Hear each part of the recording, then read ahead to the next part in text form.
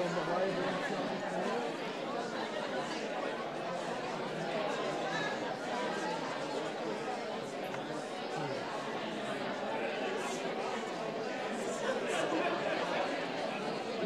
ready for this text 16? Did you need an hour in this today?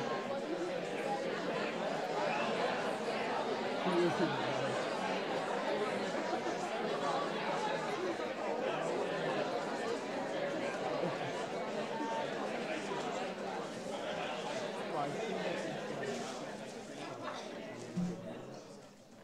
What a fun crowd. I must say that neuroscientists know how to have fun, and the reception certainly showed that, even a hokey cheer for our guest here. So it's my privilege to welcome all of you to the School of Neuroscience inaugural James and Lillian Gay Distinguished Lecture Series, and we're featuring what I think is one of the leading depression researchers of our time, Dr. Eric Nestler, who's a longtime friend of mine. He's the director of the Friedman Brain Institute at the Econ School of Medicine in Mount Sinai. He will be introduced by Dr. George Hodis, our own, who was a mentee of Dr. Nestler and published several papers together. But I'll quickly introduce the Gay Family Foundation that makes all of this possible. Dr. James Gay earned his bachelor's degree in biology in 1935 at Virginia Tech.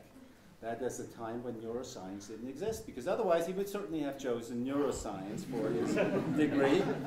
He went on to become both a neurologist and a neurosurgeon. He actually did his medical degree at Johns Hopkins and then went to Mayo Clinic, where he got 2 residencies, both in neurology and neurosurgery. He had a number of academic appointments. He spent a lot of time in New Mexico, but ultimately he wound up in Memphis to be the vice president of the University of Tennessee's Center for Health Services. He died in 2015, and he was posthumously introduced into the College of Science Hall of Distinction. His contributions, his estate, not only allow us to host this distinguished lecture series, but it's already allowed 18 of our students last summer and will allow about 18 or 20 students this year to be doing paid internships in neuroscience laboratories. So we're very grateful to the Gay Family Foundation to make this possible, and I'm going to turn over the formal introduction of our speaker, Eric Nestler, to Dr. Georgia Hodis.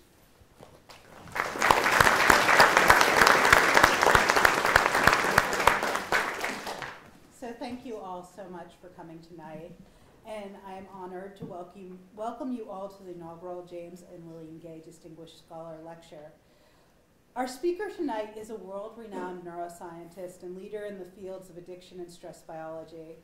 He's visiting us from the Icahn School of Medicine at Mount Sinai in New York, where he is the Dean of Academic and Scientific Affairs, Director of the Friedman Brain Institute, and the Nash Family Professor of Neuroscience. He's published over 550 scientific papers, has numerous grants and awards, and also just recently finished his tenure as president for the Society of Neuroscience, so clearly he's a total slacker.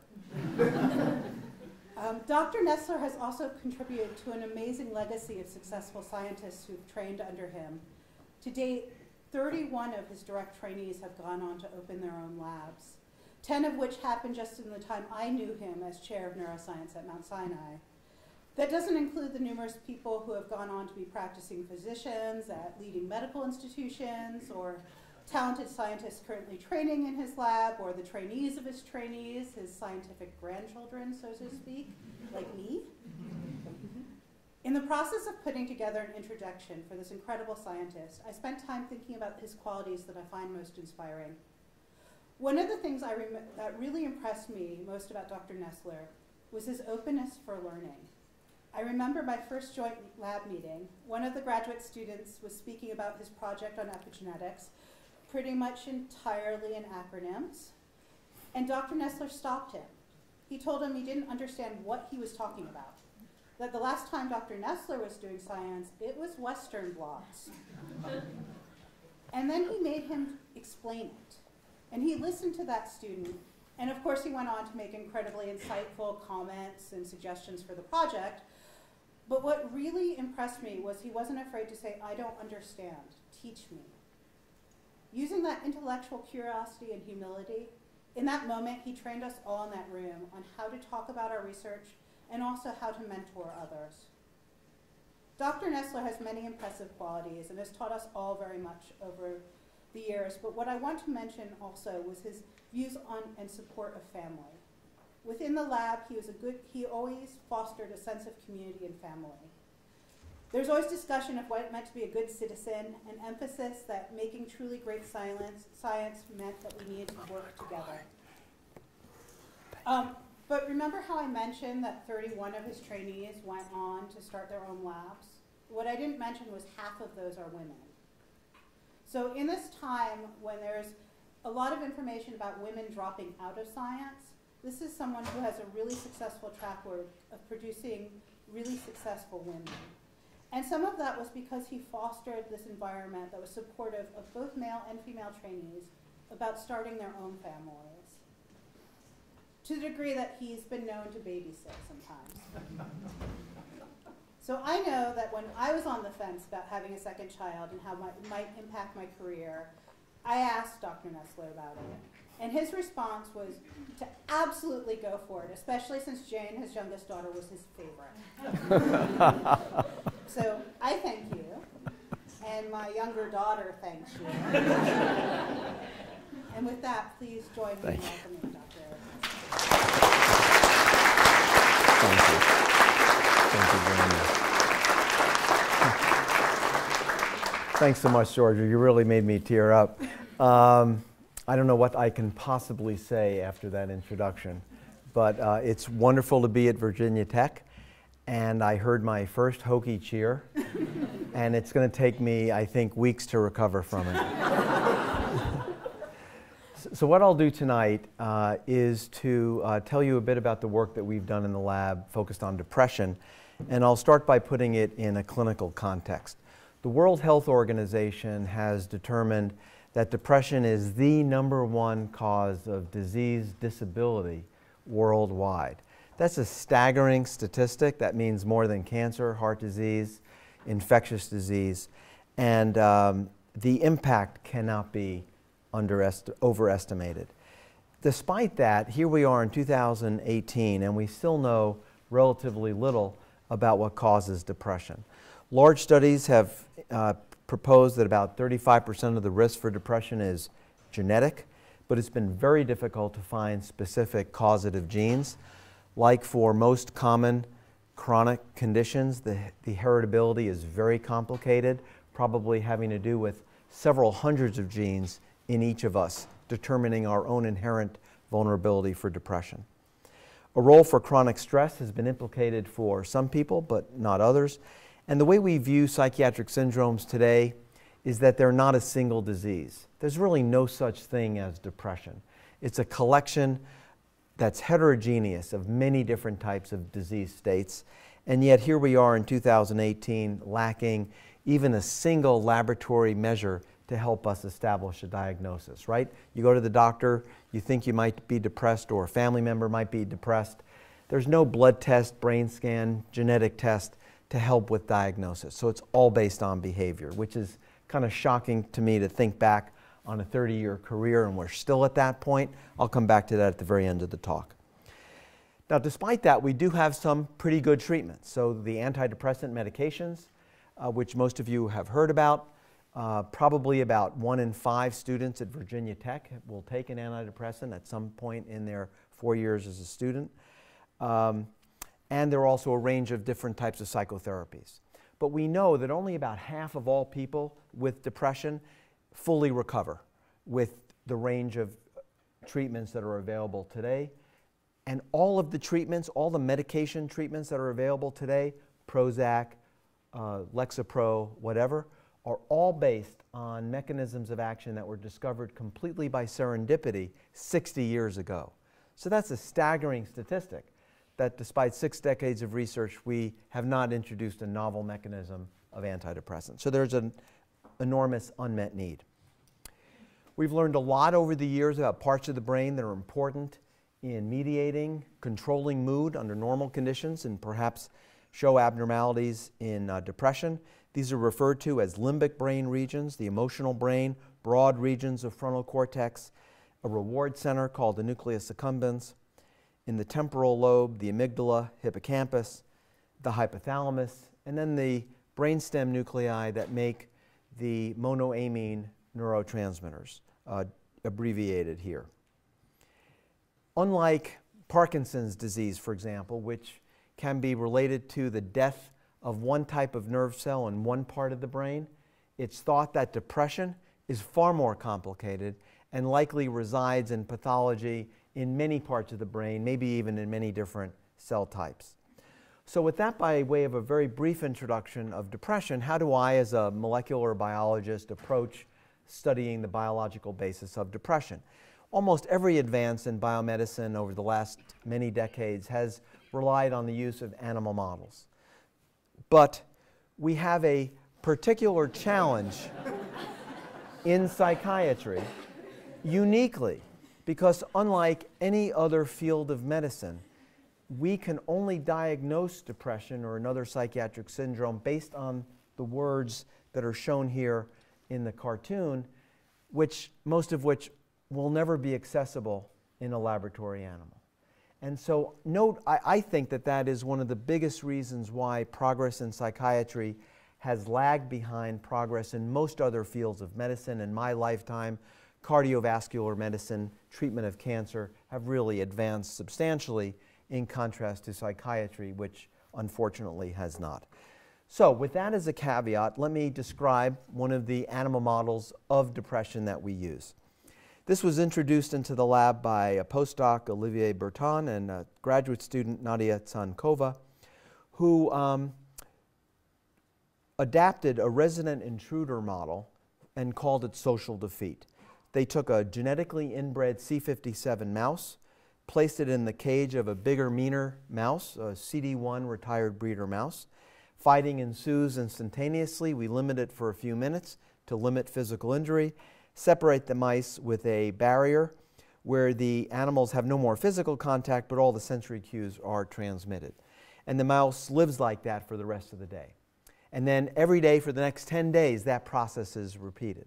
So every day that test mouse is exposed to a different aggressor and so on. So this is a horrendous degree of social stress for a mouse. And at the end of that 10-day period, we analyze the behaviors of the animal and try to describe what behavioral syndrome we've induced in a genetically normal C57 mouse, and that list of symptoms is described here. So we say the animals have anhedonia, that means the loss of interest in pleasurable activities. I actually think that's something we can measure pretty well in a mouse. These mice, after social defeat, don't run on a running wheel, they don't have sex, they don't drink sugar water, they don't eat high-fat food as much as a normal mouse. We say the animals have anxiety-like behavior, but honestly, how could we ever know if a mouse is anxious? That's unknowable. All we mean by that is the animals explore less. They're less exploratory in various conditions. They have hyperactivity of what's called the hypothalamic pituitary adrenal axis. That's the endocrine system in the body that secretes glucocorticoids, which are elevated in these animals. All mammals have circadian rhythms. Our temperatures and other things fluctuate during the course of the day. These mice have disrupted circadian rhythms. The mice are more prone to addiction. They'll self-administer and addict themselves to drugs of abuse more readily. They develop an interesting metabolic syndrome. Even though we think that they enjoy eating less, they eat more and make themselves obese and even induce central leptin and insulin resistance, so almost like a pre-diabetic state, which is very interesting because we know in humans depression and obesity are comorbid in many cases bidirectionally, and the animals develop a profound social avoidance. Now we're particularly interested in social defeat because it has unique features for a rodent stress model. Only about 2/3 of C57 mice develop the full-blown syndrome that I described in the previous slide. We call them susceptible. The remaining third don't develop the changes in exploratory behavior but develop most of the other symptoms. We call them resilient, even though they're exposed to the same range of aggressive cues. Secondly, unlike most stress paradigms in rodents, where as soon as you alleviate the stress, the mice recover to normal behavioral function within a few days typically, these mice are permanently impaired. these more depression-like behaviors persist the rest of the animal's lifetime, and they can be reversed by the same range of antidepressant medications that work in people after chronic, not acute administration, just like we see in people. And anxiolytic drugs like benzodiazepines are not effective. So because of the stability of the behavioral symptoms, in other words, our ability to take a normal mouse, do something to it for 10 days, and then have that mouse be permanently altered, prompted us to propose that changes in gene expression are involved. And that notion is described in this slide. So we know that a mammalian organism, actually I should ask you all this question, but I won't, I'll tell you. Contains 3 billion nucleotides in its genome. And I'm told that if we take 3 billion nucleotides and stretch it out linearly, it would be 2 meters in length. And somehow 2 meters of linear DNA is compacted within a microscopic cell nucleus in all cells in the body. So that's an extraordinary achievement of evolution, or by God, depending on one's viewpoints. And we've learned a lot about how that occurs. So we now know, and that's called epigenetics. So we now know that the linear DNA sequence is wrapped around histone octamers to form the unit of chromatin called a nucleosome. And the nucleosome is then further organized into what in the most condensed state is recognizable as a chromosome. Genes reside in linear segments across this linear sequence of DNA. And this structure is crucial because if genes are present in this condensed region of DNA, they're inactive. That DNA has no biological activity. It's too condensed to have any function. In contrast, in genes that are in more open areas of the chromatin, chromatin just refers to the chemical material inside of a cell nucleus, in the more open areas of chromatin, that linear DNA is more exposed and can be functional. And so therefore we can use epigenetics to help us identify those genes that are affected by stress, give us a first ever look at mechanisms of transcriptional regulation.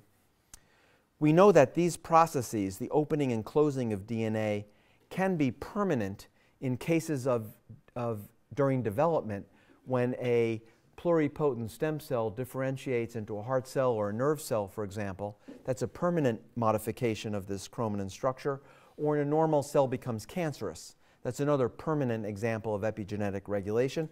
Maybe we thought that the same type of long-lasting chromatin changes are mediating long-lasting behavioral experience. And somehow this might give us pointers toward the development of new treatments.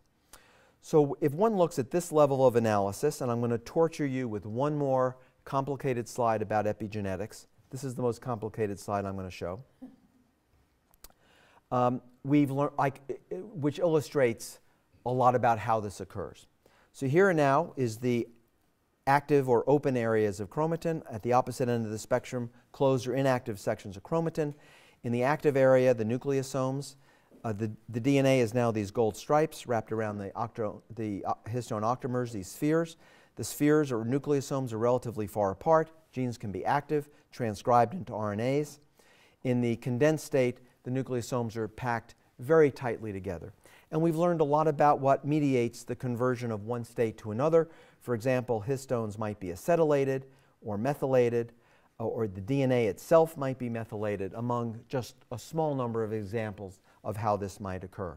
These are incredibly complicated processes. So in simpler systems, yeast, stem cells, where the processes have been delineated, the opening or closing of chromatin around a single gene involves the recruitment of perhaps 200 proteins to that vicinity of the genome to mediate gene activation or repression. So that's a large fraction of the genome devoted just to chromatin regulation. So starting about 10 years ago, we decided to back up. We admitted to ourselves that we did not know enough about depression or the brain to guess correctly every time about what's the most important gene in depression. Because up until recently, that's the way researchers did it. I think that protein is interesting. Let's study it in depression or something else, right? That's fine. That's what I did for the first 2/3 of my career. But the advances in molecular biology opened up the possibility of doing this in a completely unbiased, open-ended way. That's depicted in this slide. So we would use techniques called RNA sequencing. That just means using next generation deep sequencing to sequence all the RNAs present in a tissue. Using methods called chip sequencing, or many more recently developed methods like ATAC sequencing or whole genome bisulfite sequencing, whatever, to characterize all of the chromatin modifications, all the hundreds of different types of chromatin modifications that I summarized in the previous slide, but in a genome-wide manner. And the idea was to overlay these approaches to obtain a better idea of what genes are most important. So, for example, we would take RNAs that are upregulated. There'd be another set downregulated. If that RNA is upregulated through chromatin biology, through epigenetics, as we had hypothesized, it will be associated with changes in an increase in a chromatin mechanism that mediate gene activation or a reduction in some repressive mechanism. And then we would refer to proteins called transcription factors. Transcription factors are genes, I just mentioned here some of the transcription factors that we've studied, that actually bind to DNA in a sequence-specific manner, mediating the activation or repression of specific genes. And we would put all this information together and use bioinformatics to find what's most important. The challenge is that the bioinformatics is really complicated. Just showing what's in this slide, one brain area, one time point, just one experimental condition would involve maybe 20 terabytes of sequencing data. And you're at Virginia Tech, so you know what a terabyte is. Up until 10 years ago, I did not know what a terabyte was. And so this has been a bioinformatic challenge, but an adventure as well. And I'll give you a progress report of what we've been able to do with the data. So the first study I'll mention is one done by ROSBagging in the lab, where she subjected mice to 10 days of chronic social defeat stress, and 2 days later isolated mice that are susceptible or resilient to social defeat, analyzed the 4 brain areas by RNA sequencing: the nucleus accumbens, that reward center, prefrontal cortex, basolateral amygdala, and ventral hippocampus. What I'm showing you are heat maps. I don't know if you guys are all familiar with heat maps, but they're quite easy to read. Each vertical line is a single gene. And so what I'm showing you are genes that are upregulated in yellow or downregulated in blue in resilience, and how the same genes are regulated in susceptibility across the 4 brain areas. The Venn diagrams show the exact same data, just totaling all the genes that are regulated in resilience versus susceptibility.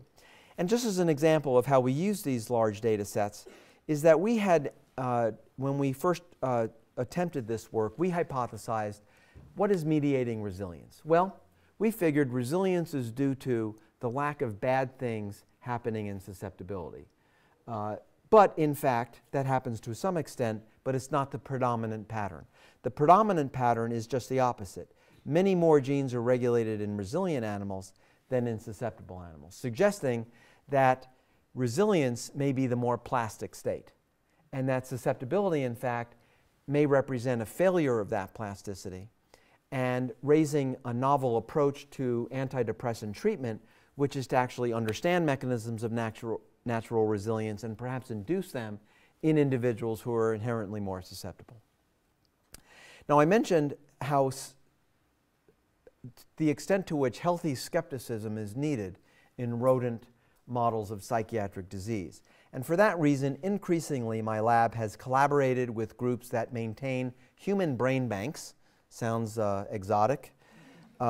One is by Gustavo Turecki in Montreal, and the other is Carol Taminga in Dallas, where we were able to together come up with 100 human brains, half depressed, half not depressed, half men, half women.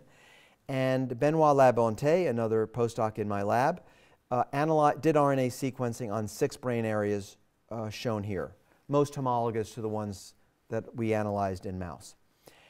And again, one can make some high-level generalizations. So for example, look at all the genes that are upregulated or downregulated in this region of ventral medial prefrontal cortex. BA stands for Brodmann area 25.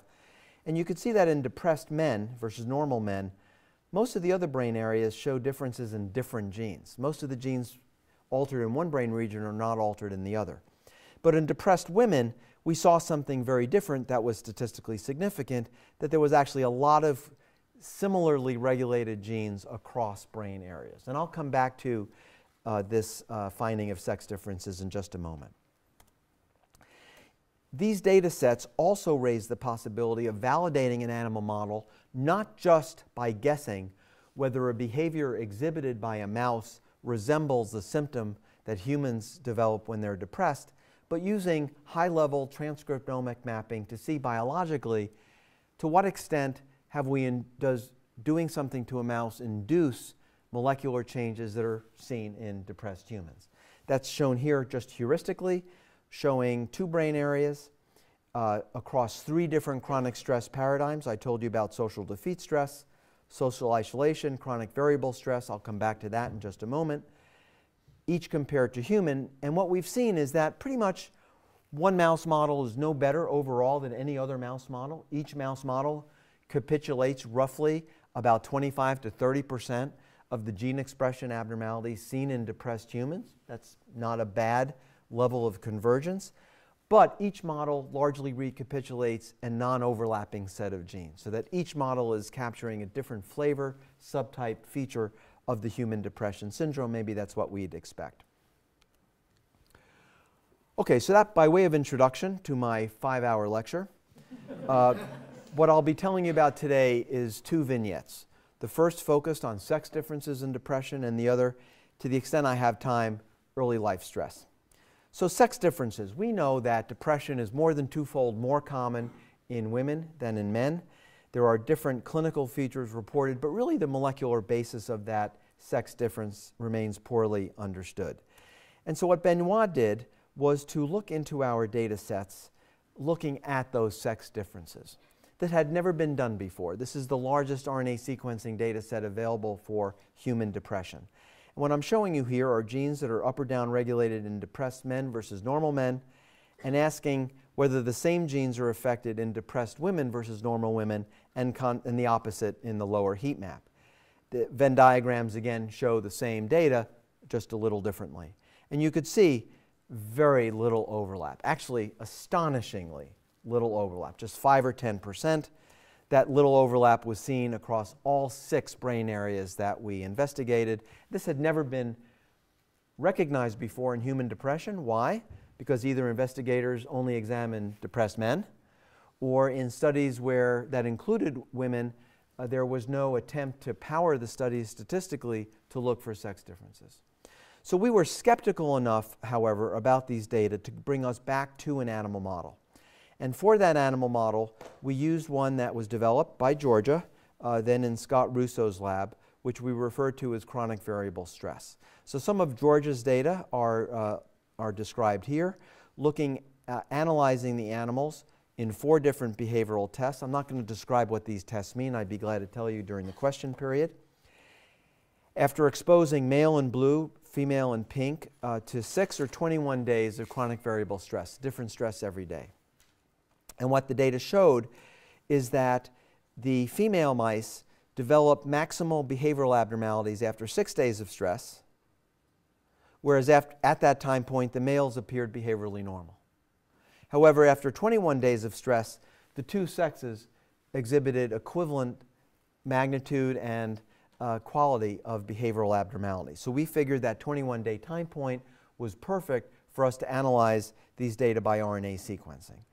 And what I'm showing you here now is that RNA sequencing done by Benoit Labonte and by Georgia Hodis after 21 days of chronic unpredictable stress or variable stress in 2 brain areas of interest.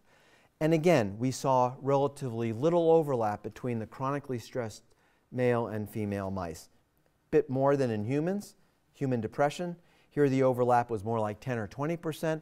But again, think of this experiment. Genetically identical animals exposed to identical stresses, and at the end of 21 days exhibit equivalent behavioral abnormalities, and the overlap is only 10 or 20% of genes. So we believe that these data together show that depression is a fundamentally different syndrome in males and females, and it really drives a completely new way of looking at the biology of the syndrome, as well as understanding, as well as developing better treatments, which we may want to look at in a sex-specific way. Okay, So all the data analyses that I've shown you so far are pretty simple. It's called differential gene analysis, asking whether each gene, one by one, is it different in depression or normal or stressed versus normal. So it's a simple statistical question.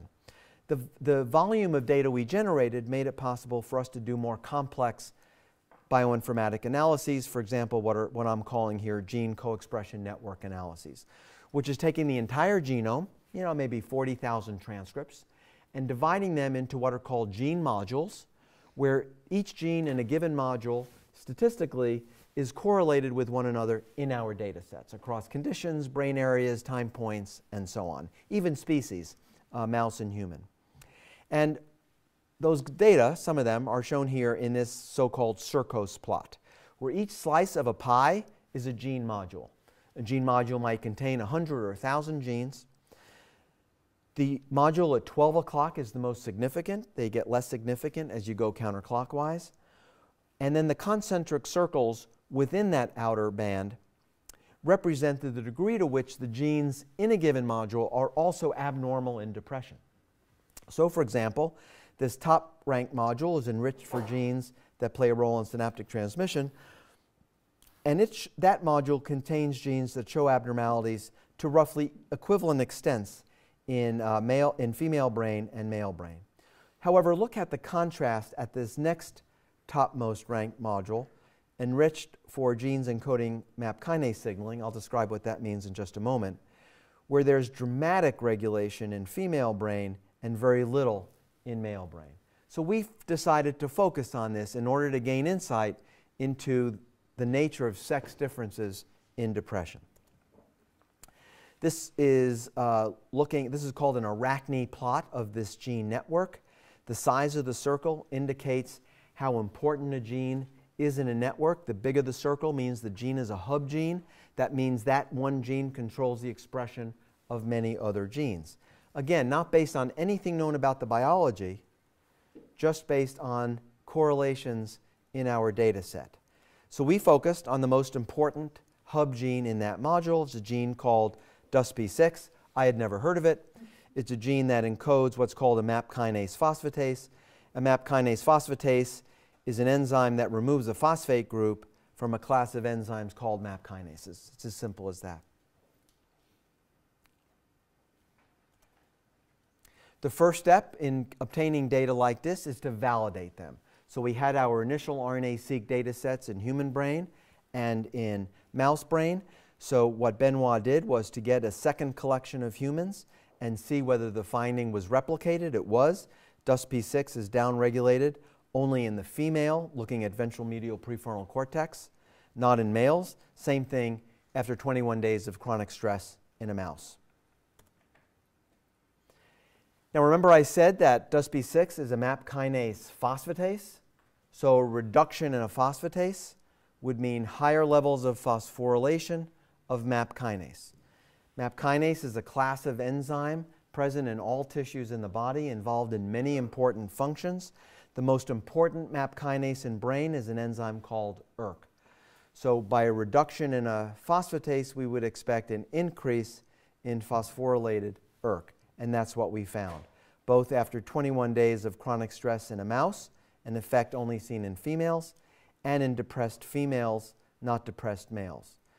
Using immunohistochemistry, we were able to also show that this induction of phospho-ERK in the depressed female brain was specific to pyramidal nerve cells. Now, everything that I've mentioned so far is correlation. Right? Just observations and then using bioinformatics to derive information in those data sets. I call it wizardry. But biology is an empirical science. And so we wanted to test empirically whether these bioinformatic deductions were accurate. So we did an experiment. We used a virus expressing a microRNA, which is inhibitory, to the RNA that encodes DUSP6 in ventral medial prefrontal cortex. And then we exposed those animals to stress or not, cut out the part of the brain that was infected, and then did RNA sequencing. at the bottom right shows an analysis called RRHO. I'll tell you what it means another time. And it's a good way to compare complex data sets. So by this, we're comparing what effect does knocking down DUSP6 in the female ventromedial prefrontal cortex have across the entire genome, and how does that compare to the effect of 21 days of chronic stress in female mice. This color means that there's a highly significant overlap, confirming that downregulation of DUSP6 is indeed seen to be a driver of these gene expression abnormalities. And we can show that within this data set are genes within the DUSP6 module that are particularly regulated. We wanted to see if this is behaviorally relevant, so what Benoit did was to use the same method to virally knock down DUSP6 in mouse prefrontal cortex and ask, does that make a mouse more susceptible to stress? Right? So we take a normal mouse, knock down DUSP6, and ask, does that make the mouse, just that change alone, more susceptible to stress? So to do that, we use what we call subthreshold chronic variable stress, a shorter period of stress, actually devised by Georgia, where female mice and male mice show no changes to this short duration of stress. But in animals that sustained a knockdown of DUSP6, there was indeed an increase in susceptibility of the animals across behavioral paradigms, an effect seen in females, not in males, even though we can show that the success of this knockdown was the same in the two sexes. More important for treatment is to ask if we can do the opposite. Can we take an animal that's been exposed to chronic variable stress and showing behavioral symptoms somewhat reminiscent of human depression, and ask whether repairing DUSP6, overexpressing it, expressing normal levels of the enzyme, does that exert a pro-resilient or antidepressant effect? The answer is it does. So here are data showing that after the full course of chronic variable stress, females and males show the equivalent syndrome, but that overexpressing DUSP6 is antidepressant-like in females, no effect in males, even though the degree of overexpression is the same in the two sexes. So to gain some initial insight into how it is that manipulating a single molecule within the same brain region of a male and female mouse gives such different behavioral functions, we turn to a friend of ours at Pittsburgh, Yan Dong and colleagues, who recorded from pyramidal neurons, where I said this pathology exists, in male and female mice. And what Yan's and colleagues found is that when we knock down DUSP6, when we mimic the effect seen in stressed mice or depressed humans, we see an increased excitability of these pyramidal neurons in female brain, no effect in male brain. So just proving fundamental biochemical differences in the control of the electrical activity of neurons in males versus females. That's where this project stands at the moment. We're very interested in understanding what drives these differences. One possibility is hormonal. Obviously, males and females differ dramatically in hormones. Another possibility is chromosomal, which has been less studied as a mechanism for sex differences. A third variable might be life experiences. Certainly in humans, we know life experiences have a dramatic effect on sex differences. Maybe they do to a lesser extent in rodents as well. I mean, that's something that we don't yet know. If depression is so different between men and women, why do the same antidepressants basically work the same in both sexes? I would say that's because the way they were discovered is as medications that worked in a broad group of people. No one ever looked for medications that would work in one sex versus the other. And we also know there are a lot of genes that do change in common. Even though that overlap is only 5 or 10%, that's still several hundreds of genes across different brain areas. And many of the genes that we've studied in the past, for example, shown in the slide, are genes that are affected similarly in males and females. But we believe that our data really prove dramatic differences in depression mechanisms, stress responses in males and females. DUSP6 is just an example of one gene among many that my lab Georgia and her lab, Scott Russo, Georgia's former mentor, and others have now demonstrated as being fundamental in differentiating between male and female stress responses. Okay, so in the remainder 10 or 15 minutes, I'm going to shift gears by telling you about the different story I mentioned, and that is how it is that life experience, an experience early in life, can change an individual forever, right? How does that happen? And we turn to a paradigm which we refer to as early life stress, because early life stress, or a history of adverse events in childhood is the way psychiatrists describe it, is the greatest, strongest known risk factor for human depression. And in fact, there's a large literature in rodents, mice and rats, that if you expose rodents to early life stress, typically means maternal separation, maybe reducing the bedding material available for the mother to build a nest, that changes the rodents for a lifetime. Now, most groups that use early life stress expose animals to stress for the entire 3 weeks in mice of that pre-weaning period. And when a mouse is exposed to early life stress for that full 3 weeks, it is altered, and it altered forever, behaviorally. We were after something different. We wanted to do something more subtle to the animals so that they were behaviorally normal until or if they were exposed to a second stress hit in adulthood, which is more typical in the human situation. So Kate Pena, a very talented postdoc in the lab now, looking for a job, I might say, set out to do this. So what she did was to take pups, and I'm showing you only male pups here, and she exposed them to this early life stress, typically in the first half or the second half of this pre-weaning period, group housed the animals again for 2 months, and at that 2-month period measured their behavior and then exposed them to another stress or control conditions. And what she found was that animals exposed to the first period of early life stress or the second period of early life stress seemed behaviorally normal if they were not exposed to a second stress. So we achieved what we had set out to do. That's shown here in 2 paradigms, social behavior and sucrose drinking. There were other behaviors we looked at. One can look at this composite score, just estimating the ratio of resilient and susceptible animals. However, the animals exposed to early life stress did seem to harbor a latent increase in susceptibility to a second hit, as shown in this slide. So this is now something that we can study. What is different in these animals for a lifetime, but only revealed when the animal is exposed to a second stress? So now my lab, almost by spinal reflex, just does RNA sequencing on as many brain regions as we can afford. And so here are some of the data sets. By the way, I should say the female animals showed the identical behavioral phenotype.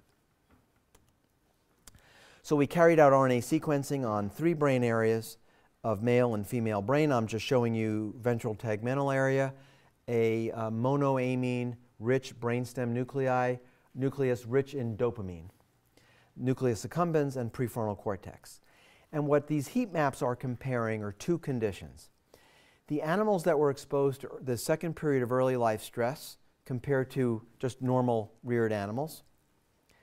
And in the second group, animals that were reared normally, so these are just regular C57 mice, but subjected to social defeat stress or a different type of chronic stress as adults versus unstressed animals. And what was striking visually and also statistically is that there was a commonality, there was an overlap in those data sets. So we used the same statistical test, RRHO, to measure this specifically. It was most apparent, most dramatic in the male ventral tegmental area, but you could see somewhat true across all brain areas, comparing the effects caused by early life stress, no other stress, versus adult stress, a highly significant overlap. And when we dug into the genes that comprise that overlap, we were able to deduce that a gene called OTX2 was the most important predicted upstream regulator. What does that mean? OTX2 is a transcription factor. It's one of these genes that binds to DNA in a sequence-specific manner. It's been implicated in neural development, never before in depression or stress responses. And by upstream regulator, what it's telling us is that if you look at all these genes, this gene, OTX2, is predicted to regulate those genes in other systems, even blood, cancer, whatever. So we examined OTX2. What we found, interestingly, is that most of the predicted targets of OTX2 were downregulated in the adult animal, but OTX2 levels themselves were normal. So that was really curious. Why is it that OTX2 targets remain suppressed for a lifetime, even if OTX2 levels return to normal? Well, what Kate did was to measure OTX2 expression earlier in life. She found that right at the end of that early life stress period, OTX2 mRNA and protein are both suppressed. But consistent with our RNA-seq data set, levels of OTX2 RNA and protein are normalized in adulthood. So this is a transient reduction in OTX2 occurring in one brain region, but somehow leaves lasting, lifelong changes. I should also mention that the slide depicts by immunohistochemistry that all of the OTX2 pretty much in VTA is present in tyrosine hydroxylase neurons, which those of you who've taken your intro neuroscience class will know are dopaminergic neurons in this brain region. Okay, so we then asked, using very similar tools I've already shown you, whether this is behaviorally relevant or not. So the first thing that Kate did was to make a virus that overexpresses normal OTX2, injected it into the VTA of a 21-day-old mice. Anyone who's tried that will know it's very difficult. I've never done it. And asked whether that rescues the molecular and behavioral effects. One other feature, we used a herpes simplex virus, which unlike AAVs, which express permanently, or lentiviruses can express permanently, HSVs only express for a few days. So it was a way to rescue this OTX2 impairment caused by early life stress, but only for the few days when that impairment lasts, and ask what happens. So what is shown here is that, as before, if you just look at the composite behavioral graph, exposure to early life stress increased susceptibility, as I've shown you in a previous group of animals, and that transiently overexpressing OTX2 right around the stress period rescues normal behavior, restores normal levels of resilience. And along with restoring normal levels of resilience, Kate found that it also rescues the lifelong suppression of those predicted target genes. So here shows the lifelong suppression of those same 6 putative genes, all rescued by juvenile overexpression of OTX2. Kate can do the converse. She took now a herpes vector, now overexpressing a microRNA, targeting OTX2 messenger RNA to suppress OTX2, but remember, because it's a herpes simplex virus, it's only going to suppress OTX2 for a few days during this injection period. So it's a perfect way experimentally to replicate what early life stress does. In this experiment, the mice were exposed to no stress. And what we found, if you just look at this composite behavioral figure, she was able to show that simply producing a several day long reduction, transient reduction in OTX2 levels, she was able to induce behavioral susceptibility. And she was able to permanently impair some, not all, but some of these genes. More recently, Kate did this genome-wide by using RNA sequencing. So same experiment, using a herpes simplex virus to overexpress a microRNA suppressing OTX2 expression in the juvenile VTA, waited till the animals grew up, cut out the VTA, did RNA sequencing.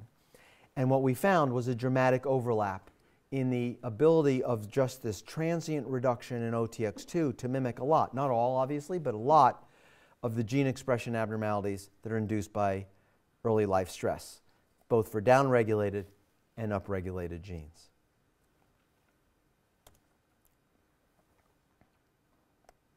How does this happen?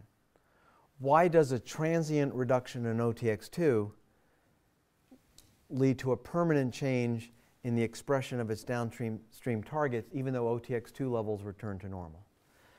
It's a really interesting question. We still don't have the answer to it, but I'll give you some thoughts. The first thing Kate did was to use a method called CHIP, chromatin immunoprecipitation, simply measuring the amount of OTX2 bound to specific genes. We looked at our 6 specific genes of interest.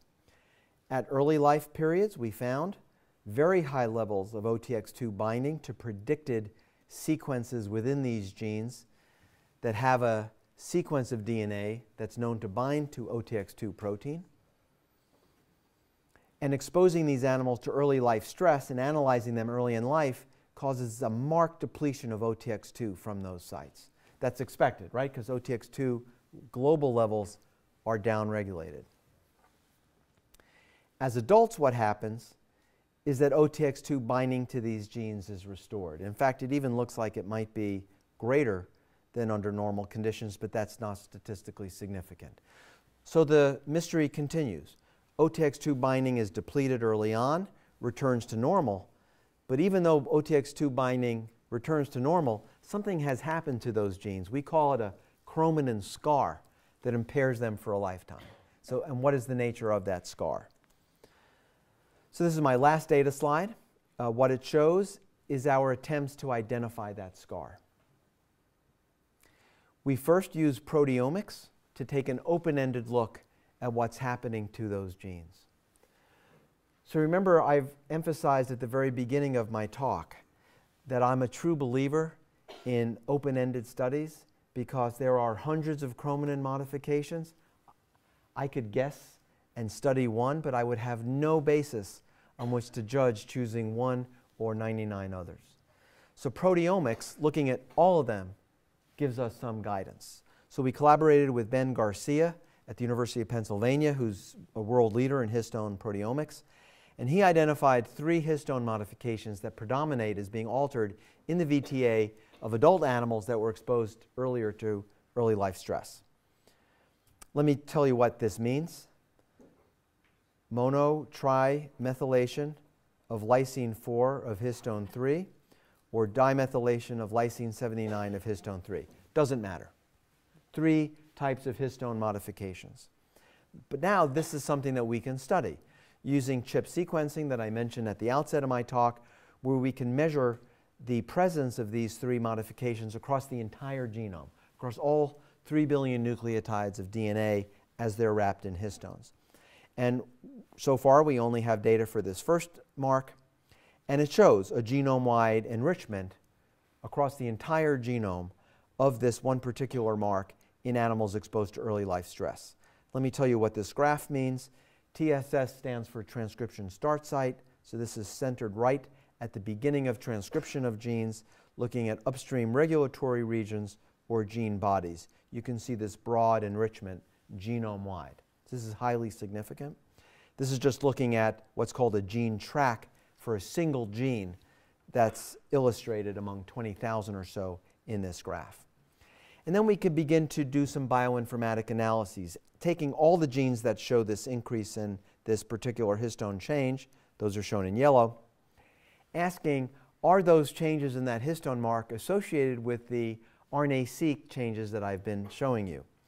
And it looks like there is. Statistically, there's an enrichment of genes that are downregulated after early life stress and maybe even then potentiated for induction after adult stress. Clearly very early studies, but are encouraging in our ability to identify the nature of that chromatin scar. So to conclude this part of my talk, let me just say that we're very interested in this model of early life stress because it provides a system in which we can understand how behavioral experience early in life can change an individual permanently for a lifetime. We're making some progress in understanding the mechanisms that mediate that lifelong behavioral change. Regulation of OTX2 in the VTA is just one change in the male brain. Other changes occur in the female brain to mediate a similar behavioral phenotype. OTX2 shows very interesting patterns of regulation. Something happens early in life that impairs OTX2, and that permanently scars a gene that changes its expression levels for a lifetime. And we're still studying what the nature of that scar is. So with that by way of, let me just conclude by saying that I've focused today on using large-scale genome sequence, RNA sequencing and chip sequencing studies to give us insight into mechanisms of stress, susceptibility, and resilience and human depression. I focused on sex differences and these lifelong behavioral adaptations. We have similar studies underway in the lab on antidepressant action. I do believe these studies and others support the notion that epigenetics is important in controlling lifelong adaptations, is involved in human depression, and really the challenge for your generation is to do better than my generation in developing improved treatments. And I'm hoping that the advances in neuroscience that we have today, techniques, approaches that we weren't even imaginable a decade or two ago, in terms of the molecular approaches that I described today, I focused on today, but similarly, remarkable advances in circuitry, optogenetics, track tracing, chemogenetics, and so on. Maybe bridging those two approaches together to understand the molecular underpinnings of circuit activity and formation really can provide the kind of advances that we need so badly in psychiatry. So I thought I would show you my hometown. This is Central Park in Manhattan. This is Mount Sinai. And I love this slide because this was taken by a graduate student of mine from an airplane flying over Manhattan. After 9/11, I didn't think you were allowed to fly an airplane like this. And that's the Metropolitan Museum of Art, and there's an orange building. That's my apartment building. Anyway, thank you very much.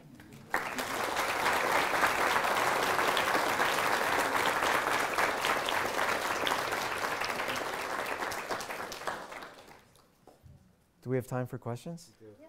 Okay. Who's a brave enough soul to ask me a question? We should force a student to ask me a question. Okay, sure. No, I'm teasing. Go ahead. No, go ahead. Sure. Go ahead. So you made the comment that the therapeutics are equally as effective in males and females, and I had wondered if you had looked at to see if the gene dysregulation was associated with common pathways that were disrupted, that Yes. converged, and that may be explain why the therapeutics are relevant for both males and Yes. females. In fact, I meant to mention that. To a certain extent, yes. So if you drill into some of these broad differences in gene transcription in depressed men versus depressed women, you'll see some of the same molecular pathways altered in the same direction, just different genes in those pathways affected.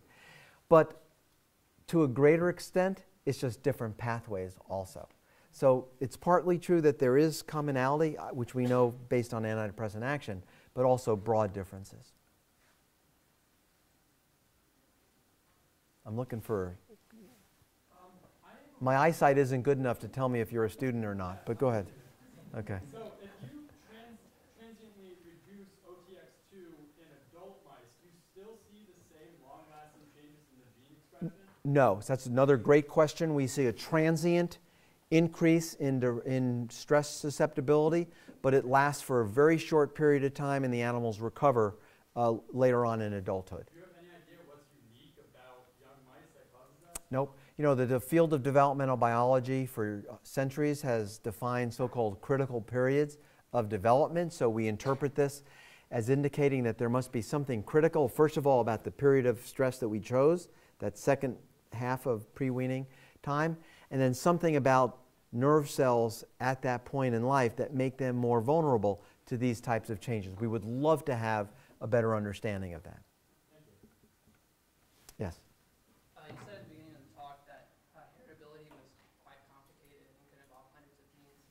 So I'm just curious, if you're going to, or you have, or you're going to do studies where you take mice and you expose them to stress, and then you obviously you sequence them using RNA-seq. But before you would do that, you would allow those mice to breed and see if there was any consistent changes in their offspring. Right. So, okay. Yes. So we have done that, and other people have done that, and the results are shocking and terrifying. So the first experiment we did, and this was done by David Dietz in the lab, was to take male mice, subject them to stress, waited a month or so, and bred them to normal females, and then removed the male from the cage. The females raised their pups to adulthood, studied male-female offspring. And both sexes' offspring were dramatically more susceptible to a variety of different types of stress. So that's impossible. It shouldn't happen. It's Lamarckian, right? Everybody knows Jean-Baptiste Lamarck, 150 years ago said if, you know, to the extreme absurdity, you cut off an arm of an adult, the animal is born still with 4 arms, right? I know that that's an absurd representation, but whatever. So there were 2 caveats in that experiment that we did. The first is that we since learned that the mothers give different resources to their offspring based on the robustness of the male with which they had sex. And that was literature I was unaware of. It's seen in birds and mammal species. So even in birds, a mother bird will give a bigger yolk to a baby that was sired by a male bird with brighter color feathers and a stronger birdsong. Crazy stuff, right? Crazy literature. But it also raises the possibility that, so it may be some of the transmission's behavioral. But maybe there is some epigenetic transmission, and so what we did was to use in vitro fertilization, and we lost most of the effect. But the caveat of that experiment is that in vitro fertilization allows a lot of epigenetic changes to occur in vitro. Both the sperm and the egg are being altered. And so the better experiment was done recently by Dina Walker in the lab, and it's a ridiculous experiment. So we took normal females, allowed them to have sex with normal males, but they were vasectomized. And then Dina artificially inseminated the females with sperm from either defeated fathers or normal fathers. And by doing that, we were able to recapitulate a weaker phenotype, but definitely a present phenotype. So I do believe that there is some transgenerational transmission of these types of traits. I think they're small in size compared to genetics and environmental influences, so-called epigenetic influences, but I do think they exist. And probably the best work in the field is being done by Tracy Bale, who is now at University of Maryland, who's looked at intergenerational transmission of stress responses. Yeah, Matt. One of the comments that you made at the beginning was that there's no really good blood test for a lot of these psychiatric diseases. I was wondering if you think some of these, either these approaches or even these genes, might be something that might potentially lead to that someday. Absolutely. And again, you know, over the years, people have done the kind of what's called biomarker. Say if you have a sign in the blood that represents a mental illness, it would be called a biomarker. Looked at biomarkers for depression, but what they did was just look at things that we as a field were smart enough to look at, like norepinephrine, serotonin and its metabolites, BDNF more recently, whatever. Just a handful of things. People are now beginning to use RNA sequencing, looking at all microRNAs and things, to see whether there might be something in blood reflective, and there's positive data out there. So I'm hopeful that some of these findings will actually be replicated and prove to provide a blood test for somebody. Because you imagine person goes to the hospital and you know, you're trying to ascertain how severely depressed they are. All you have to rely on as a psychiatrist is what that individual or family or friends tell you. It would be very powerful to have a biological measure of the severity of the illness. Yeah? Do you think it would be reasonable to, say in the future, have sex-dependent medication for depression? Absolutely. And I know that that's something that Georgia has devoted her career to. It's something that we now very much believe in. You know, honestly speaking, we started, and Georgia knows this, my lab has looked at male rodents forever. And the reason we looked at female rodents is because NIH told me I had to, right? And I was one of those guys who said, oh my gosh, now NIH is forcing me to look at female rodents. But the biology is just incredibly interesting and important. And what I know about sex differences, I learned from Georgia. So I would say definitely yes, that we need to now look at therapeutics for depression and other stress-related disorders in a sex-specific manner. Yeah? Do you guys have any theories on how hormones specifically affect the genes that account for sex differences? No, I mean, something we're very interested in looking at is to ask whether the differences that we're seeing are caused by hormonal differences early in life or later in life. Another possibility would be chromosomal differences, the Y chromosome genes, or 2 doses in some cells of X chromosome genes. You had a question? Oh, yes. So along the lines of therapeutics, what do you envision as far as in the future? Because, transcription factors can be a little bit difficult to access within the cell. Do you envision something Yes, that's absolutely. sort of upstream of the transcriptional Yes. activation? Yes. The idea would be to identify, through the methods that we're using, biochemical pathways that then could be targeted for a drug. DUSP6 actually could be targeted. An ERK inhibitor might, actually, I would love to test an ERK inhibitor in human depression. ERK inhibitors exist. Some of them even get into the brain, but pharmaceutical companies develop them for cancer and aren't willing to share them for studies of depression. It's just that gets into the politics of drug discovery, but it's a study that's out there ready to be done.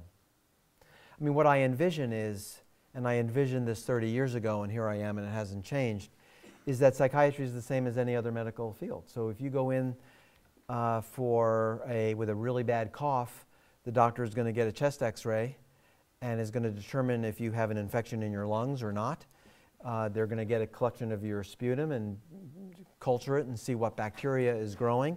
And then based on that, molecularly, like with RNA sequencing, and biochemical pathways identified, an antibody made to the key pathway and given back to the patient as a therapy. So-called personalized medicine, precision medicine.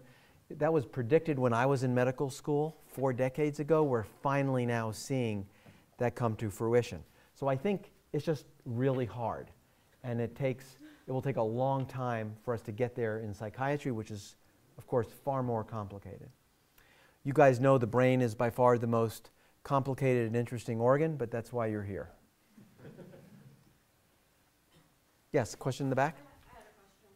So when you did the RNA-seq on the early life stress, and then it shifted the ratio between susceptible and resilient mice later on, when looking at that data at individual mice, are you able to now predict which mice may be susceptible later in life or resilient later in life?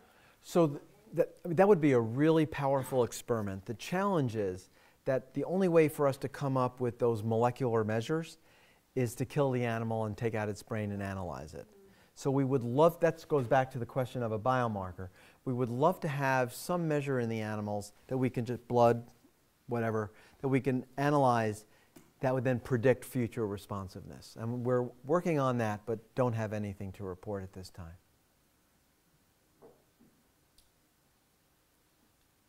Well, let's Great. thank Dr. Nessler for a Thank you very much. Appreciate it.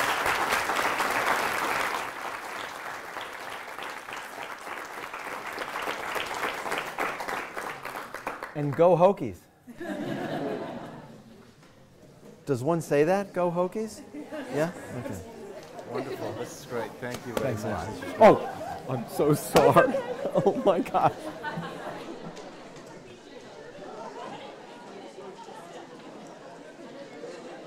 No, but his research is so similar to what she